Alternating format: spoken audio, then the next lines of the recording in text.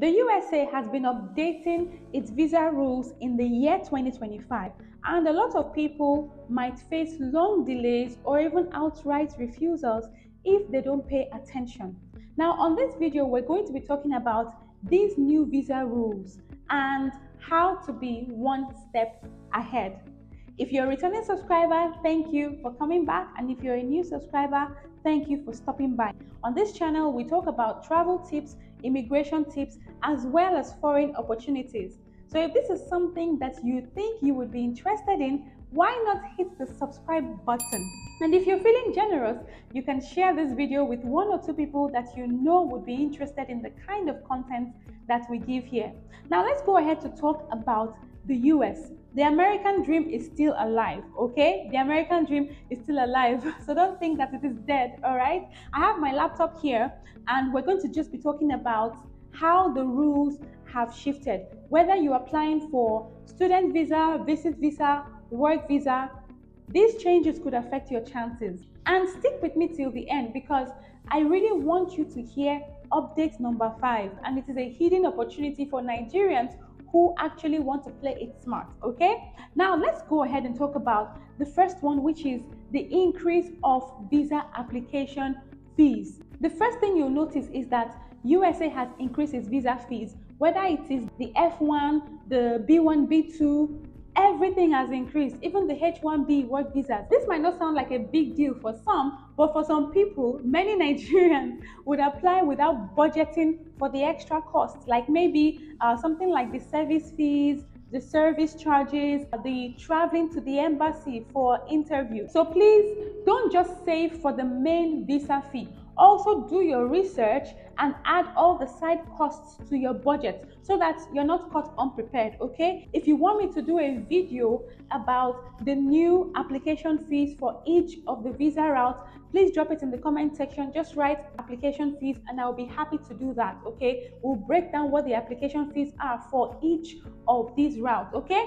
Now the next one I have on my laptop here is stricter interview screening. Now, before it was strict though, do you understand? But now it has gotten stricter.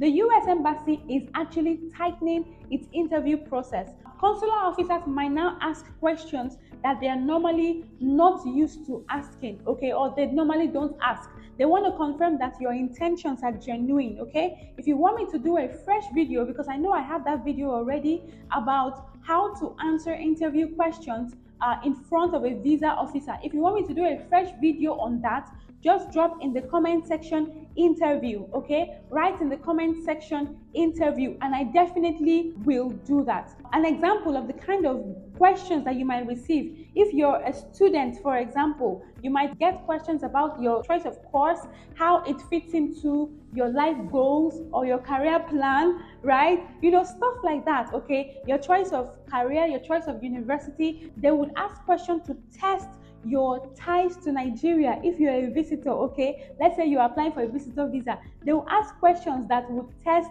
how strong you are tied to Nigeria. That is your proof of ties, okay? They'll ask some questions like that. Now, what I personally advise is do not memorize your answers, because they have a way of reading your body language, right?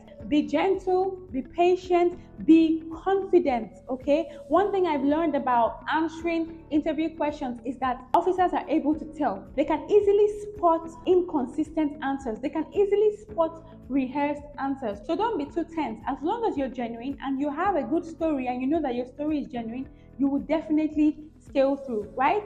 Now let's go to the next point: longer wait times for interview dates. This one, I know that a lot of Nigerians are already used to it, okay? Because the song about appointment dates has been sung for years and years on end, okay? But now, some categories have even longer delays. Now, when I'm talking about longer interview dates or longer wait time for interview dates, I'm talking about visitor visas as well, okay? If you know you need to travel, don't wait till the last minute. Prepare way ahead of time. Sometimes the embassy opens emergency slots, but those are not guaranteed, okay? So try as much as possible to apply as early as possible. Now let's go over to the fourth point, number 4, stricter proof of funds for students. If you are applying for an F1 student visa, the US requires stronger proof of funds. Your financial documents must clearly show that you're able to cover your tuition fees and that you're also able to take care of yourself for at least 1 year. Yes, you heard me right, for at least 1 year. For UK, it's about 9 months, but for the US, it is for 1 year. Now, the mistake that a lot of us Nigerians make is that we present a sponsor's account that only had money recently deposited. I have a video where I talked about the common mistakes that we make on our proof of funds. So I am not going to dwell on that. So whether you're using your account or you're using your sponsor's account, I personally normally advise use both, okay? Have your account loaded and have your sponsor's account loaded.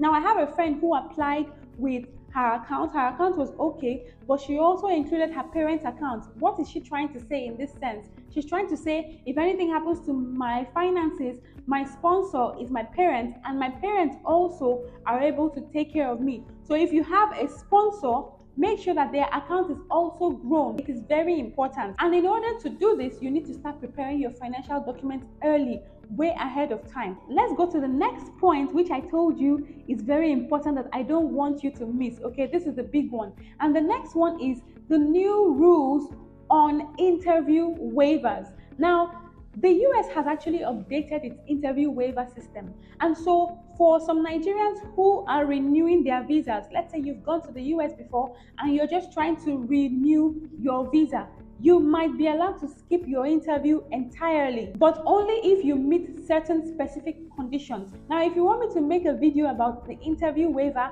please write interview waiver in the comment section and I will. But note that this is for those who have been to the US before. For example, let's say if your visa expired less than 48 months ago and you're applying for the same category, let's say, for example, visit visa, you may qualify for an interview waiver. But then, this is where a lot of people get it wrong. Let's say if your previous visa had some restrictions or you have changed maybe your details, maybe you got married or you've changed something in your documents or in your name or something, you might still be required to come for an interview. So don't assume that it is automatic, okay? Always do your research. Before applying, check your guidelines, check the current waiver guidelines so that it will save you weeks of stress. This one rule could save you several weeks of stress.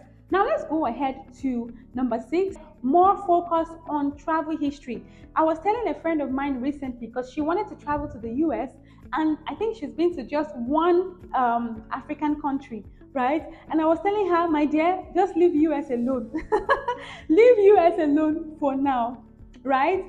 The US is paying more attention to your past travel records, so you have to have a very rich travel history before you can apply to the US. If you've traveled to other countries before, that's good, but also they're checking if you return on time. If you return way before the expiration of your visa, that strengthens your case, okay? So you need to do your research and know, okay, how can I improve on my travel history? I have a video where I talked about travel history, the importance of travel history, and how to get a rich travel history. I'm going to link it in the description below. Now, if you've overstayed in a particular country, this weakens your case because what they're trying to check is if you actually respect the rules of that foreign country. Even if it was not in the US and you actually overstayed, please, it will weaken your case. Don't even try US, okay? So if you are the kind of person that is new to international travel, please forget US for now,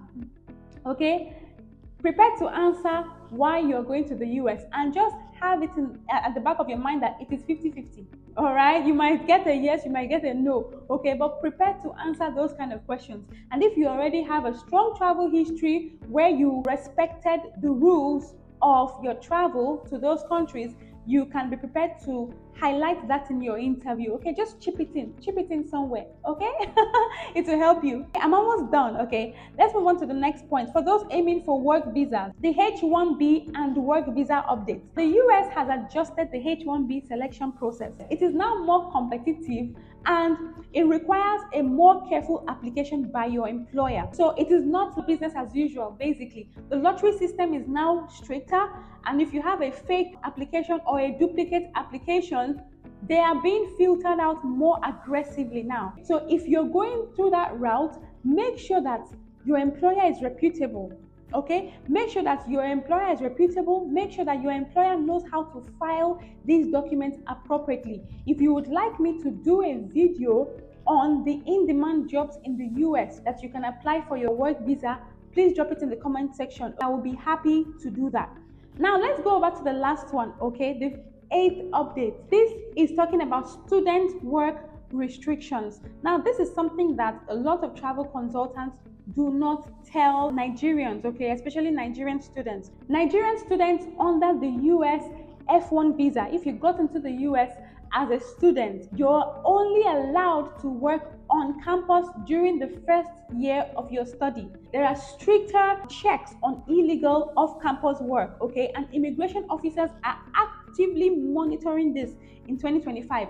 So if you're going to the US, understand that you can only work on campus during your first year. After your first year, you can now work off campus. Breaking this rule could cost you a lot. So after all these updates that I have given you, here is my take. The US isn't trying to block Nigerians from coming. They're just trying to make sure that the Nigerians who come in are actually genuine and actually prepared to either visit the US, to work in the US, or to study in the US. If you prepare ahead of time and you arrange your documents properly, you arrange yourself in terms of your interview, you answer the interview questions genuinely and appropriately, then you have a very, very strong chance of going into the US and getting that visa. At the end of the day, the American dream is still open. It just requires more preparation than before. If you want me to create a dedicated video on how to prepare